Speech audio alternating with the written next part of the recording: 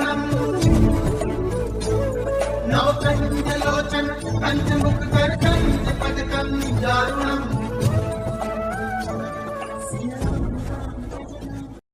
महाराज जी के आज के विशेषांक में रक्षा सूत्र परिवार के सभी सदस्यों का हार्दिक स्वागत है। बाबा जी के भक्तों को राम राम। कैंची से निकलने से एक दिन पहले के साहा हमसे विदा लेने आए। मेरे दादा उनके स्कूल के प्रधानाचार्य थे।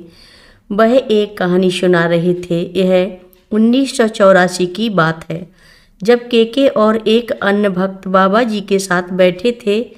अचानक बाबा जी ने कहा, मैंने अभी प्रधानाचार्य को बचा लिया। वह डूबने वाले थे, लेकिन मैंने उन्हें बचा लिया है। के को तब समझ में नहीं आया कि बाबा जी का क्या मतलब था। जब वह नैनीताल लौटे तो उन्होंने सुना कि मेरे दादाजी नैना देवी मंदिर के पास झील में डूब गए थे। मुझे 1981 से 1998 के बीच बाबा जी के बारे में सोचने की भी कोई याद नहीं है। मेरे जीवन में एक समय ऐसा भी आया जब मुझे लगा कि उन्होंने मुझे छोड़ दिया, क्योंकि मैं अब एक योग्य भक्त नहीं रहा। लेकिन अब जब मैं उन वर्षों को देखता हूँ तो महसूस करता हूँ कि उन्होंने कभी मुझे छोड़ा ही नहीं।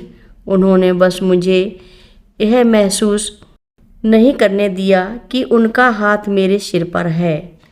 यह कहना मुश्किल है कि उन्होंने ऐसा क्यों किया, लेकिन मेरा अनुमान है कि ऐसा इसलिए था क्योंकि मुझे अपनी जिम्मेदारियां निभानी थीं। अगर मुझे तब यह एहसास होता जो आज है तो मैं कुछ और नहीं करता, केवल उनके सामने बैठा रहता। यह फिर से याद दिलाता है कि उनकी सच्ची रूप देखने की अनुमति भी एक अनुग्रह है जिसे हल्के में नहीं लिया जा सकता। भगवान के हाथ को अपनी जिंदगी के हर पहलू में देख पाना अवर्णनीय सुख देता है। यह सुरक्षा का भी बड़ा स्रोत है।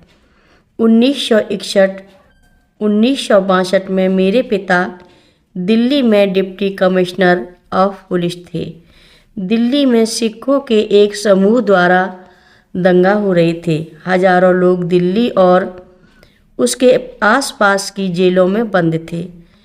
इनमें सबसे बड़ी जेल तिहाड़ जेल थी।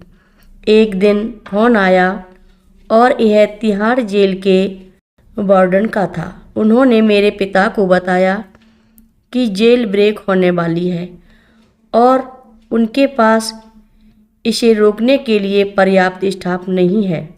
मेरे पिता ने कहा कि वह अतिरिक्त बल भेजेगी। यह उन कुछ मौक़ों में से एक था जब परिवार ने मेरे पिता को परेशान देखा।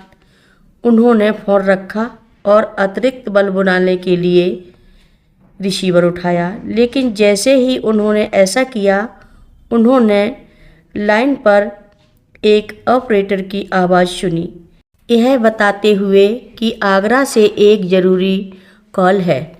ऑपरेटर ने कहा, मेरे पिता ने उसे बताया कि वह एक राष्ट्रीय आपात स्थिति संभाल रहे हैं और बात नहीं कर सकते। ऑपरेटर उनसे बहस करने लगी और कहने लगी कि कॉल बहुत ज़रूरी है। मेरे पिता गुस्से में गए और उन पर चिल्लाने लगे। तभी अचानक उन्होंने एक जानी पहचानी आवाज़ सुनी, तुम परेशान हो गए, चिंता मत करो, सब ठीक हो जाएगा। मैंने तुम्हें यह बताने के लिए फ़ोन किया है कि चिंता मत करो। यह बाबा जी थे जो आगरा से फ़ोन कर रहे थे।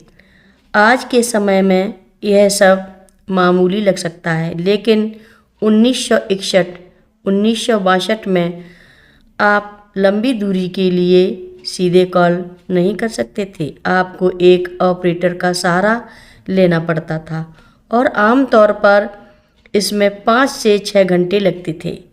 लेकिन यह कॉल ठीक उसी पल आई जब मेरे पिता ने वार्डन से बातचीत खत्म की और फ़ोन उठाकर अतिरिक्त बल बुलाने वाले थे। हर रोज़ महाराज जी की कथाएं सुनने के लिए सभी भक्तों का धन्यवाद। सभी भक्त रक्षा सूत्र चैनल को सब्सक्राइब करें, शेयर करें, लाइक करें, घंटी बजाना ना भूलें। कमेंट बॉक्स में लिख भेजें जय नीव करोरी बाबा जी महाराज। सभी भक्त मिलकर बोलो नीव करोरी बाबा जी महाराज की जय जय बोलो। सिद्धि माता की जय जय बोलो। जय श्री राम बोलो।